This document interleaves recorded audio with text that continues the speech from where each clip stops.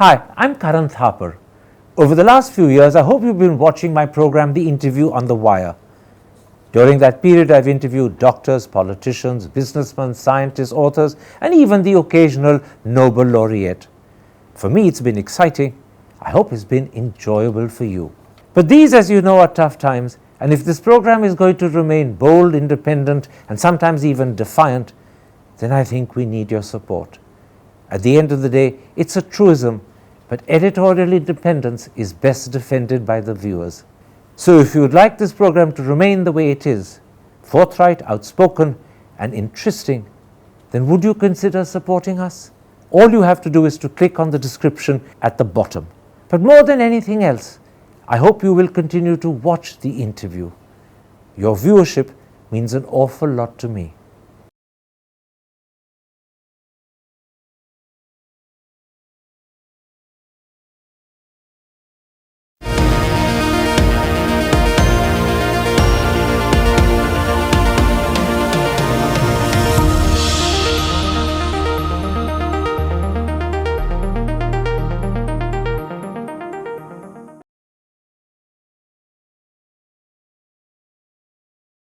Hello and welcome to a special interview for The Wire. My guest today is a truly incredible person. Few people have suffered at Israeli hands the way he's personally suffered. And yet he's committed to work for the peace, security, harmony, freedom and rights of both the Israeli and the Palestinian people. In January 2009, an Israeli tank fired on his house in Jabbalia, northern Gaza, killing 3 of his daughters and his niece in front of his eyes. At the time, he was talking on television and effectively broadcast their deaths. Then last month, October 2023, again in Jabbalia, northern Gaza, Israeli airstrikes killed 25 members of his family. But it hasn't changed his thinking. If anything, he's even more determined to follow his mission for the peace, harmony, equality, as well as the freedom and rights of both the Israeli and the Palestinian people. He's written about this eloquently in his book. It's called I Shall Not Hate, A Gaza Doctor's Journey on the Road to Peace and Human Dignity. Joining me now from Toronto in Canada, where he's Professor of Global Health at the university, to talk about his life, both the trauma and tragedy he's experienced, as well as the work to which he is committed, is Dr. Izzeldin Abuelaish. Dr. Abuelaish, I want to start with the terrible tragedies you've suffered, which far from making you bitter, have given you the determination to work for peace, harmony, equality, freedom and rights of both the Palestinian and Israeli people. After talking about your tragedies, I'll come to what you see as your mission. First, in January 2009, when you were living in Jabbalia in northern Gaza, an Israeli tank fired at your home, killing 3 of your daughters and your niece in front of your eyes. At the time, you were talking on television and you ended up effectively broadcasting your daughter's death. You very kindly given me permission to start this interview by talking about that traumatic tragedy, and I'm very grateful to you for that. Can you tell the audience what happened on that dreadful day, the 16th of January, 2009? Thank you so much. What happened January 16, 2009 is part of a long-term life. This is my life, and it's part of it. My life as a Palestinian refugee who was born, lived, and raised in Jabbalia refugee camp, of parents who are refugees, grandparents who are refugees, and that's important. Sometimes we need to analyze these concepts. We hear it in this world. What do we mean by a refugee? A refugee is someone, a human being, who has a place, a home, a land, dignity, and overnight deprived of all of this and becomes naked in this world. So I was born just to face the suffering, and my life is full of challenges. My life was a war. And when we speak about war, war is not the soldier who is going to kill and to be killed. War is about the human beings, the innocent people. So on 16th of January, where the war or the raid, the aggression against the Palestinians started the 27th of December 2008. I was with my children. We are living in peace in spite of all the shelling, the situation, the trauma, and the continuous trauma that is continuing till now for the Palestinian people. A tank shell bombarded my house. Twice. I didn't believe it because shelling was everywhere, indiscriminate shelling. I didn't believe it till I went to my daughter's room after I saw the dust, the smoke. I went inside. Where is Bisan? Where is Mayar? Where is Aya? Because for 3 weeks we're under a threat, existential threat. You don't know who will be next. As these days, Palestinian people are moving coffins. They are moving graves, waiting who will be in line. And nothing is more painful than being uncertain about what will be next, under fear, under threat, and waiting what will happen. So I didn't believe it. When I went inside the room, I want to see, where is my daughter Bisan? Where is my daughter Mayar, Aya, my niece Noor, Shada? I don't want anyone to see what is happening. They were decapitated. They became shattered as parts. Their brains spreading everywhere in the walls, in a pool of blood. At that moment, I lost faith in humanity because the world is watching what is happening sometimes, and most of the time with other people who are watching, and they are supposed to take action. As a medical doctor, and that's what I practice, when I see a bleeding patient, I have to rush to stop the bleeding, not to watch it. We have a moral, ethical, and human responsibility when we see harm to take action.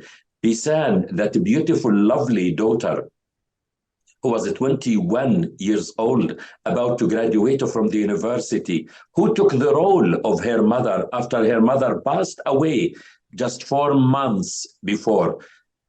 Their mother passed away 16th of September 2008.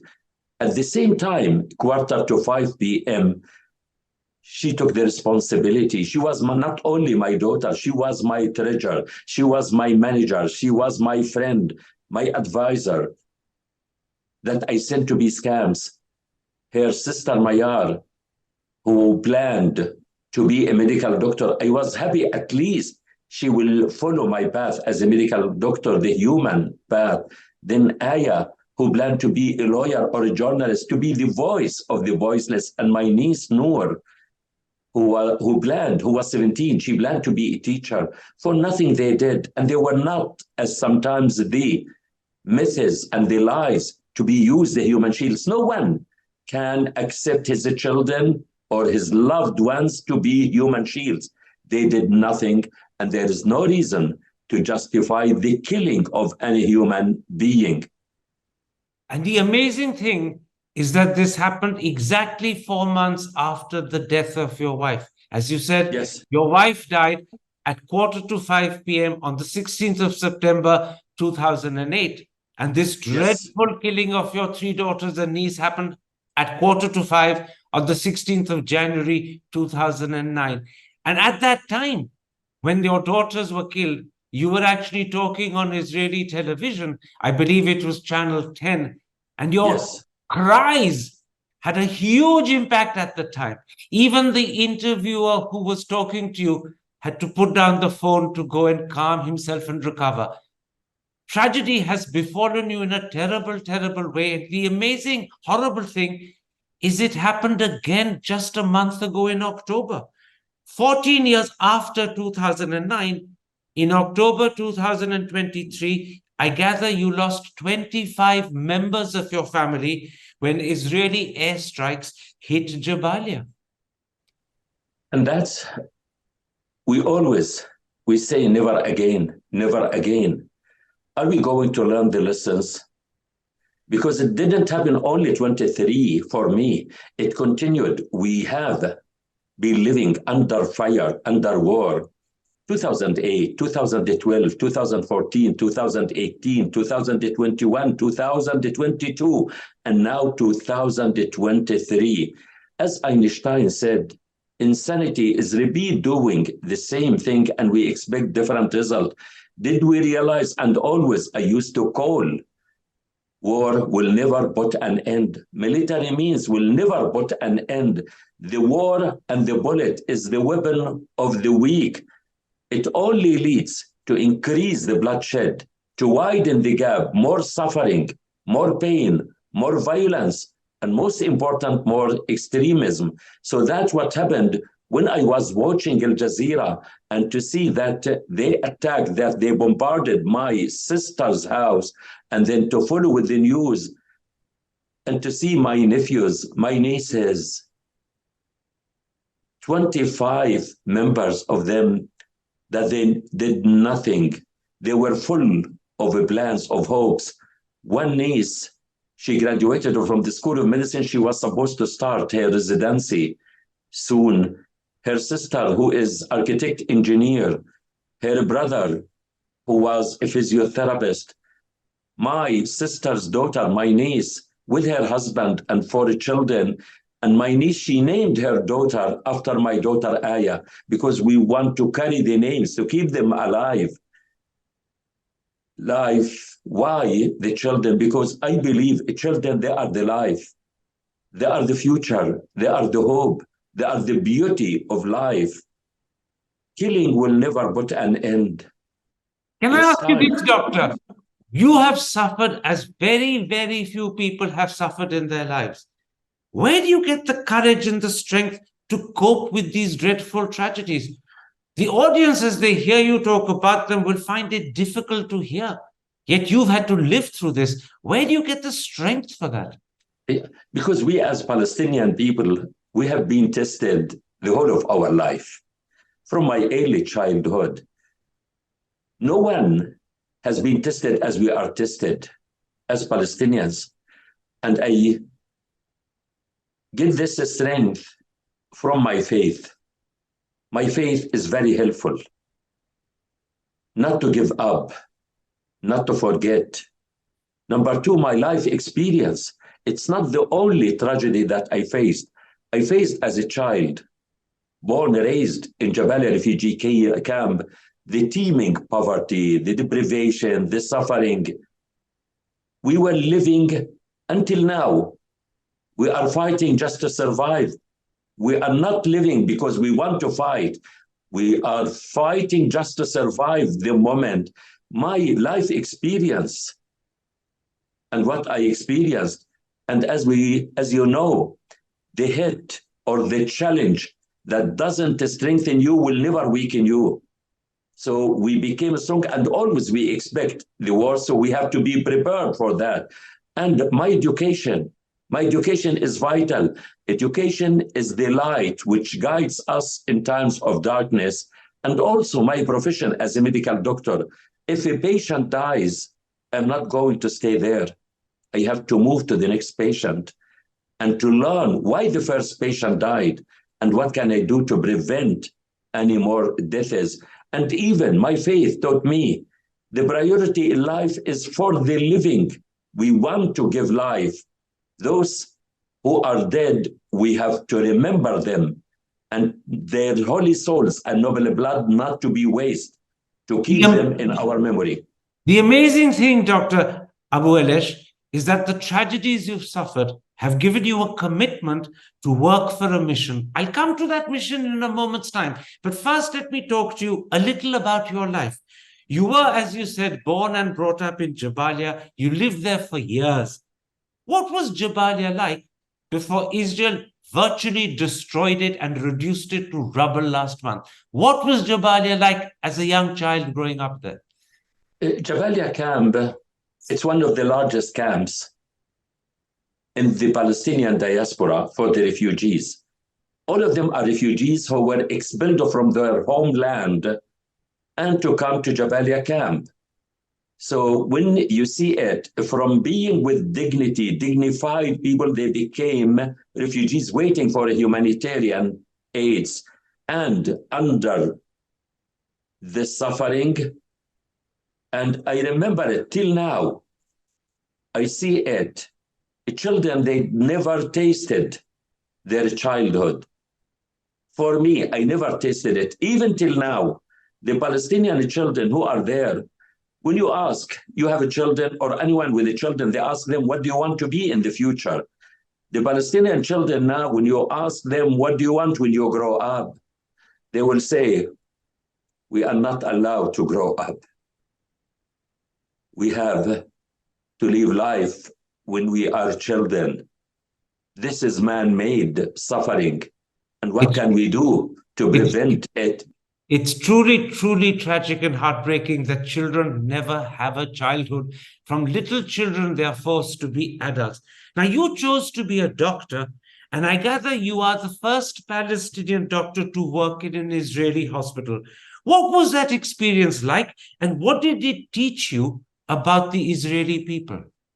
Yeah, it's important, you know, when we speak about medicine and you go to any place in Canada, if you go to any hospital here, the patients are coming from different backgrounds, different names, different ethnicities.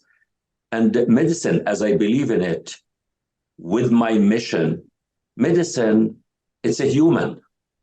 We are dealing with the human, with the people that we want them to recover and to be healed. Medicine and health for me are a human equalizer, stabilizer, socializer, and harmonizer, and destabilizer. When we treat all of the patients who are coming from different backgrounds, we don't treat them based on their name, ethnicity, religion, or background. It's about the only difference between them is the diagnosis and the disease. So we treat them equally. We treat them with dignity, with the privacy, with respect. So at the hospital, all of them are equal. Why? When they step outside the hospital, immediately we treat them differently. So I can say to you, can you differentiate between the cry of the newborn baby, Indian, Canadian, Palestinian, American, or anyone? You can't differentiate between the cry of the newborn baby. It's a cry of life. It's a cry of hope. They are born equal. But once they step outside, the discrimination, the racism starts to be implemented. Are you saying, Dr. Abuelaish, that the Israeli people you worked with as colleagues, doctors and nurses, were very different inside the hospital, and their behavior and attitude was very different outside the hospital? No, I am not talking about the doctors. I'm talking about the patients and even sometimes the health professionals.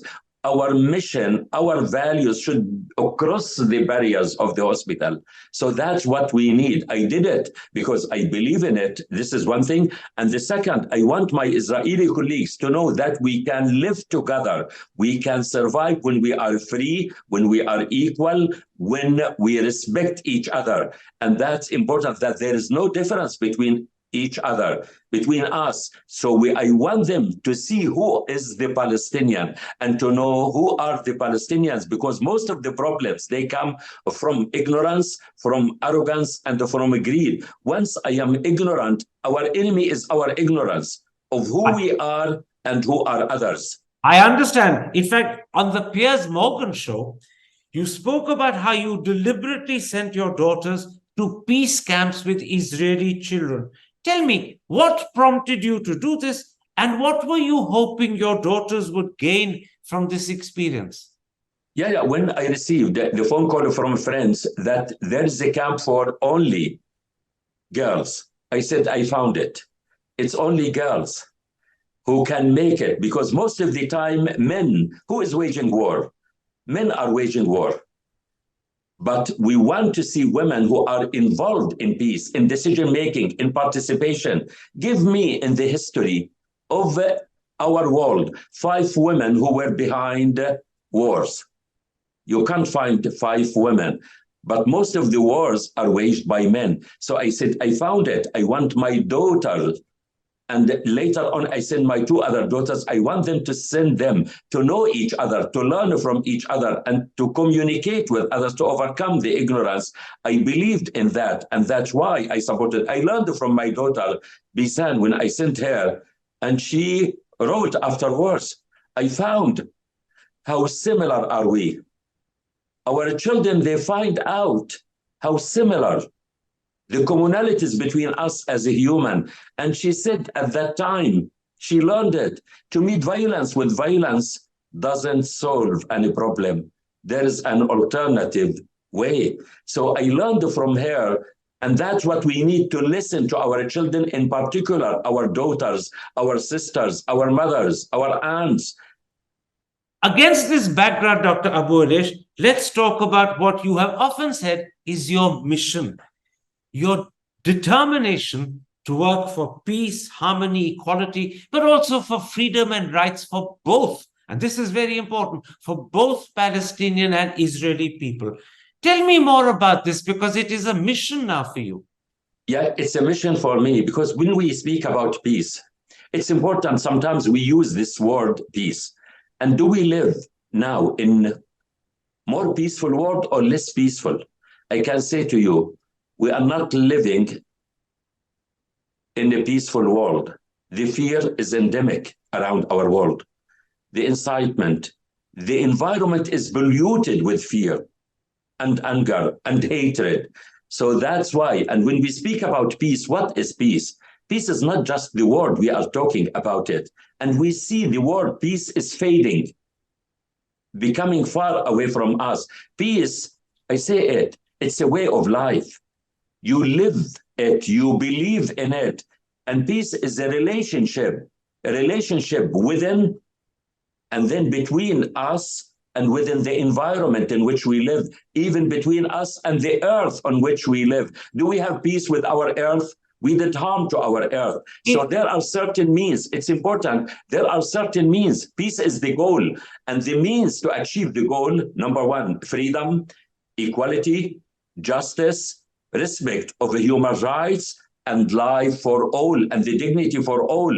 Once we have justice, equality, freedom, dignity, and rights for all, peace will be a consequence. So we need to advocate for justice, for freedom, for equality, for rights for all, and dignity for all. Then we will live in peace. And to understand that my peace, my dignity, my freedom, I see it through yours, peace, dignity, and freedom.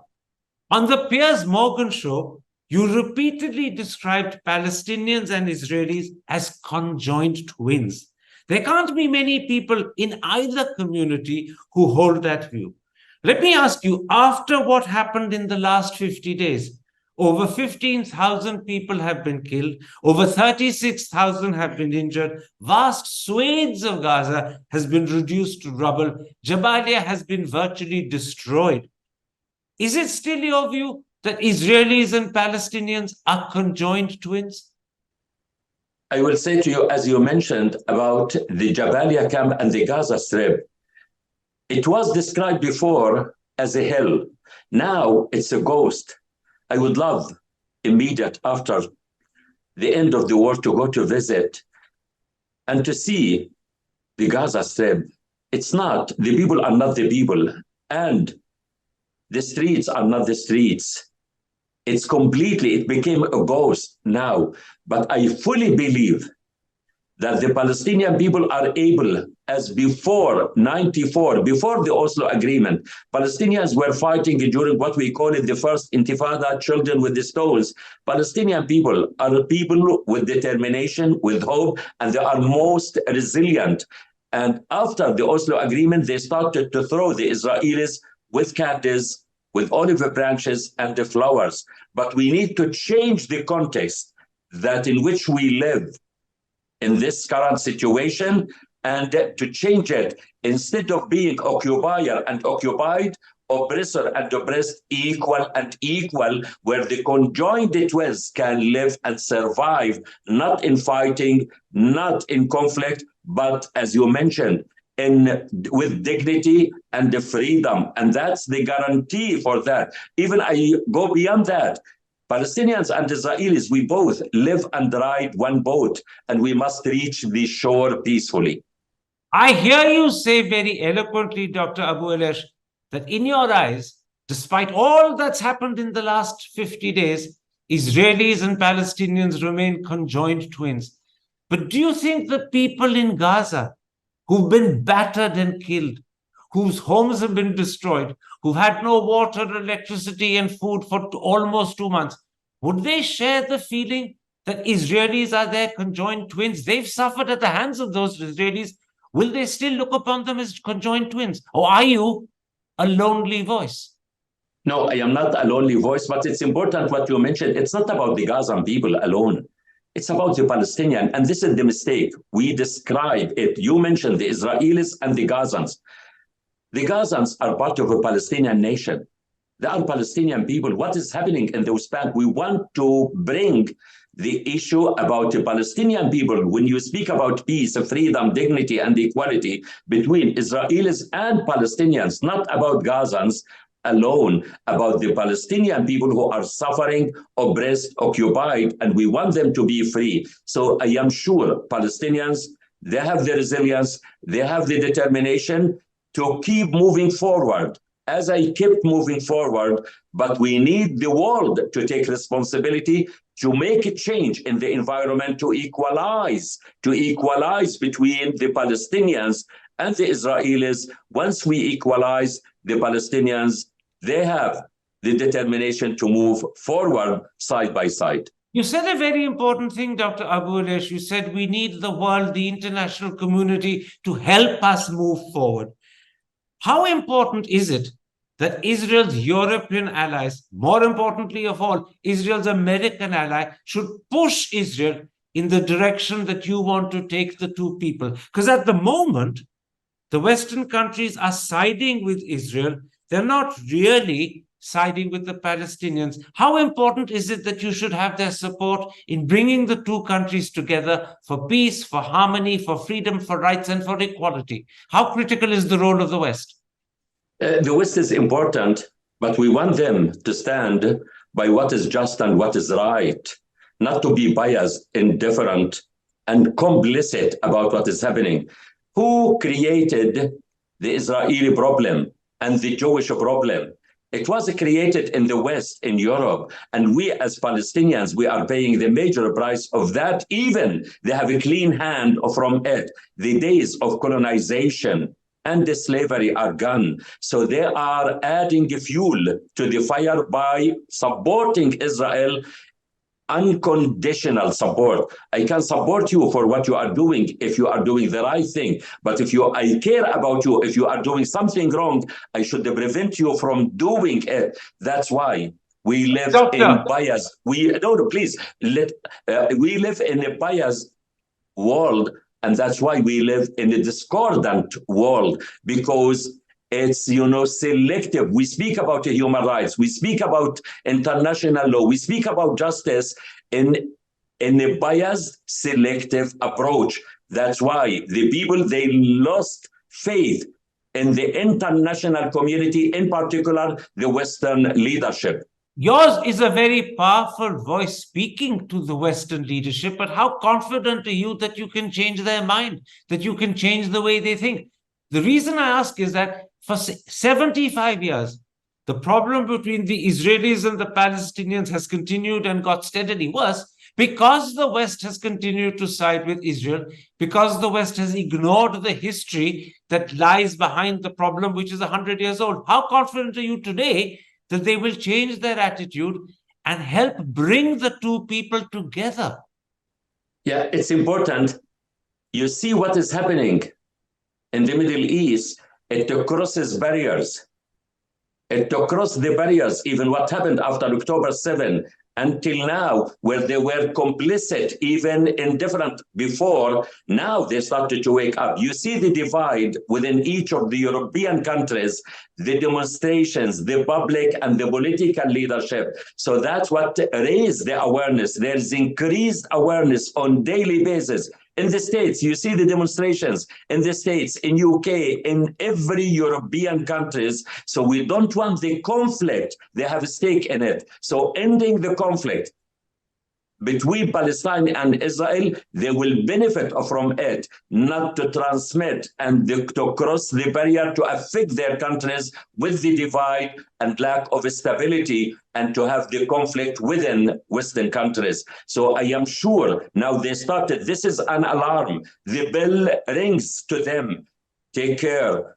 If you continue to be indifferent, biased, and complicit about what is happening, the fire is approaching you. We're coming to the end of this interview, but there are two questions I must put to you. What is your personal ideal vision for the future? Is it two separate states living in peace and harmony side by side? Or are you actually hoping for one state where Israelis and Palestinians, Jews and Muslims have equal rights and equal privileges and live together, as you said, as conjoined twins? So this question should be directed to the Israelis, to the occupier. We accepted to have a two-state solution as Palestinians. Ask the Israeli leadership, based on the international resolution, what would you like? Ask the occupier. I don't have the choice. You ask me a question that I can't choose. If you ask me, I would love to have our state, independent, a free state, based on the international resolutions, as 67 borders, East Jerusalem as the capital of Palestine, with the right of the return to find a satisfactory solution. Does the Israeli government accept this or not? In spite of that, you see what is happening with the two-state solution. The Israeli government, they destroyed it. They killed it with the expansion of the settlements, with the daily announcement. There will never be a Palestinian state, no for 67 borders, no for East Jerusalem. So we need that, what is needed from the international community, to put pressure on Israel to save Israel from its self-destructive act. What they are doing is destructive to them and to the Palestinians. So we need to save them by putting an end to the Palestinian Israeli occupation in a solid way, in a peaceful way, based on the international resolutions. And we accept any international resolution. Does Israel accept that or not? They don't. So we need the pressure from the international community to force Israel to save them and to live in peace side by side with the Palestinians. Finally, Dr. Abuelaish, do you have a message for Benjamin Netanyahu? And perhaps more importantly, do you have a message for the Israeli people, for the ordinary Israeli people, who I'm sure also want peace and harmony?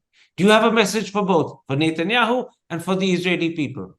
I want to say to every political leader in Israel, what legacy do they want to leave behind?